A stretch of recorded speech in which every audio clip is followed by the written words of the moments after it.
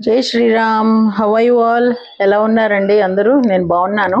మీ అందరూ కూడా బాగున్నారని, ఇంకా చాలా బాగుండాలని మనస్ఫూర్తిగా కోరుకుంటున్నాను. నేను ఆల్రెడీ చెప్పాను కదా, నేను కాకినాడ వచ్చానని ఊరగాయలు పెట్టుకోవడానికి. సో ఊరగాయల పనులు అయితే స్టార్ట్ అయ్యాయండి. కొన్ని మిరపకాయలు తీసుకొచ్చి అవి తొడిమిలు అవి తీయాలి కదా, తీసి ఆ పనిలో ఉన్నాం అనమాట. ఆ తర్వాత ఈసారి నాకు ఆవాలు కూడా నేనే స్వయంగా పొడి చేసుకోవాలని అనుకున్నాను. కొన్నదానికి అంత ఘాటు ఉండట్లేదని. సో సన్నటి ఆవాలు ఉంటాయి కదా, అవి తెచ్చి ఎండబెట్టుకున్నాం. వాటినే మాడుగులు ఆవాలని కూడా అంటాం మేము.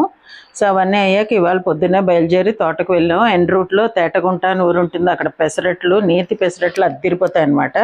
పెసరట్టు ఉప్మా తిని ఇదిగో తోటలోకి వెళ్ళాము. మా వారును ఇతను శంకర్ అని మా ఆయనతోటే ఎల్ఎల్బి చేశారనమాట, నా సబ్స్క్రైబర్ కూడా. మాతో పాటు అతను కూడా తోటకు వచ్చాడు. సో కొన్ని కింద పడిపోయి అలా ఉంటాయి కదా, పాడైపోయినవి, అవి ఇవి కింద పడిపోయినవి, అవన్నీ చూస్తున్నాం సరదాకి. ఇతను మా తోట చూస్తారు, సత్యబాబు అని. అతను కోస్తున్నారనమాట. ఇవి కోస్తున్నవి దేశవాళీ కాయలు అంటారు. వీటితోటి ఆవకాయ చాలా చాలా బాగుంటుంది. సో ఈసారి ఆవకాయని, మెంతికాయ, వీటితోటి పెట్టాలని. ఇది చెట్టు ప్రతి సంవత్సరం కాయదనమాట, అప్పుడప్పుడే కాస్తుంది. సో ఈసారి కాసింది అనగానే మేము చాలా హ్యాపీ ఫీల్ అయ్యాం, ఎందుకంటే ఊట మంచిగా వస్తుంది, చాలా బాగుంటుంది ఊరగాయ టేస్ట్ అయితే. సో అవి కోస్తున్నారు అనమాట. నాకు సరదా, ఈయనేమో ఎందుకు అలసిపోతావు ఎండలో పడి, ఇంట్లో ఉండు నువ్వు, మళ్ళీ ఊరగాయలు అవి పెట్టుకోవాలి 2-3 రోజులు బోల్డ్ పని అని అంటే, నాకు వాటికి తోటకి అందులో కాయలు ఉన్నప్పుడు వెళ్ళకపోతే ఇంకెందుకండి, ఉత్తప్పుడు వెళ్తే మామిడి చెట్లు పెద్ద ఫన్నే ఉంటుంది కదా. తోట నిండా బోల్డ్ పాముల పుట్టలు అండి. ఇదిగో ఇది ఫస్ట్ పుట్ట. అలా దగ్గరలో ఉంటూనే ఉంటాయి. నాకైతే ఇప్పటివరకు ఎప్పుడు పాము కనబడలేదు. వీళ్ళు అంటూ ఉంటారు అప్పుడప్పుడు తిరుగుతూ ఉంటాయమ్మా అని. ఉంటాయి మరి ఇంత ఓపెన్ ప్లేసెస్లో.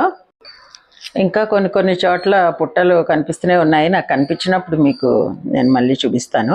ఇవాళ అయితే మేము కొన్ని కోతులు కూడా చూసామండి. ఓన్లీ థింగ్ ఇస్ నాకు వీడియోకి దొరకలేదు, అవి గెంతుకుంటూ వెళ్ళిపోయాయి.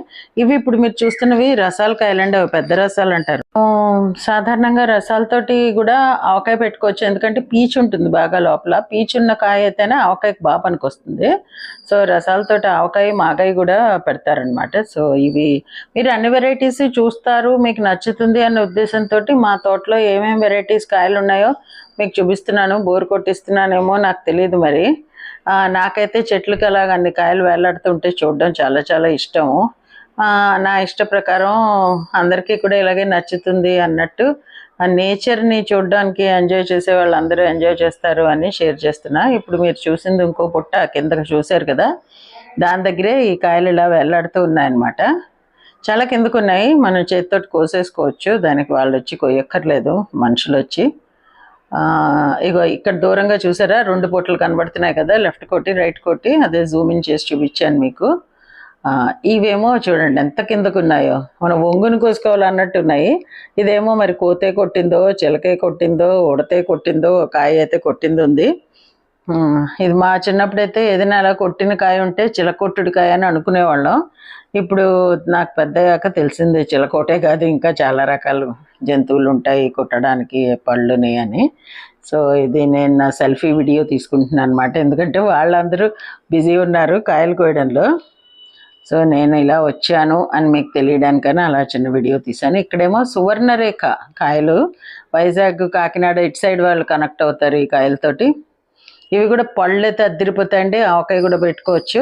కొన్ని ఏంటంటే అటు పచ్చిగా ఉన్నప్పుడు మనం ఊరగాయలు పెట్టుకోవచ్చు, పండాక తినచ్చు. మా పిల్లలకి పర్సనల్గా బంగినపల్లి తర్వాత చాలా ఇష్టమైన పళ్ళల్లో ఇవి ఒకటి, సువర్ణరేఖ.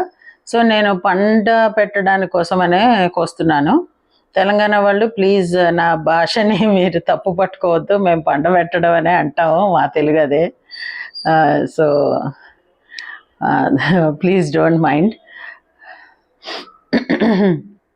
ఇవన్నీ సువర్ణరేఖకాయలండి. వాటికి పైన కింద గ్రీన్గా ఉంటాయి, పైన కొంచెం రెడ్డిష్ టింజ్ ఉంటుంది అనమాట కాయ.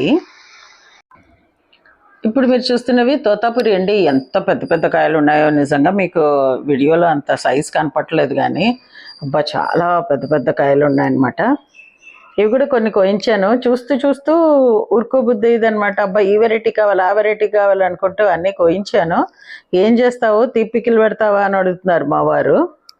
తీపి పికిల్ అయితే ఇప్పటి వరకు నేను ఎప్పుడు పెట్టలేదు. అంటే మీకు చూపించిన చుండ అలాంటి చిన్న చిన్న రెసిపీస్ ఏవో 10 రోజులు తినేవే కానీ సంవత్సరం అంతా వాడేవైతే నేను ఎప్పుడు పెట్టలేదు. సరే ఇంత ఎండలు మండిపోతుంటే మేము వెళ్ళాము. తీరా అన్నీ అయిపోయి మేము తోట నుంచి రావడం మొదలుపెట్టి ఒక 10 కిలోమీటర్స్ దూరం వచ్చామో లేదో విపరీతం వర్షం అనమాట. ఫుల్ చల్లబడిపోయింది మళ్ళీని. మొన్న 4th అలాగే కొట్టి కురిసిందట. మేము ఈవినింగ్ 5:30కి రీచ్ అయ్యాం సండే రోజు. అప్పటికైతే వర్షం లేదు కానీ చల్లగా ఉంది. చూడండి మేఘాలు చూసారు ఎలా ఉన్నాయో నల్లగా. సో ఇది గొల్లప్రోలు టోల్ ప్లాజా అనమాట. ఈ గొల్లప్రోలు ఊరు ఎందుకు ఫేమస్ అంటే పసుపు రంగు ఎండుమిరపకాయలకి ఫేమస్. సో మా సైడ్ ఇటు గోదావరి జిల్లాల సైడు పసుపు రంగు మిరపకాయలతోటి కూడా ఊరగాయ పెడతారు. దాన్ని పచ్చావకాయ అంటారు. దాని టేస్ట్ మళ్ళీ డిఫరెంట్గా ఉంటుంది అనమాట. ఈసారి నేను కూడా కొంచెం పెట్టాలి అనుకుని తెప్పించుకున్నాను.